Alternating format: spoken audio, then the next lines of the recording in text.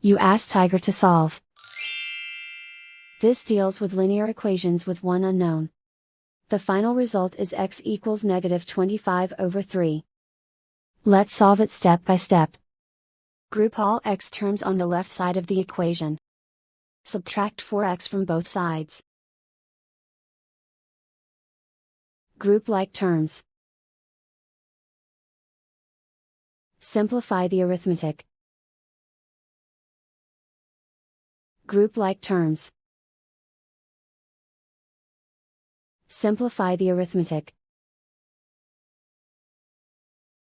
Group all constants on the right side of the equation.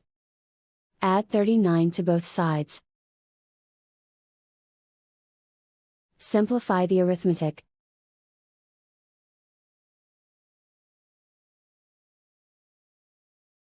Isolate the x. Divide both sides by -12. Cancel out the negatives. Simplify the fraction. Move the negative sign from the denominator to the numerator. Find the greatest common factor of the numerator and denominator. Factor out and cancel the greatest common factor. And so the final result is x equals -25/3.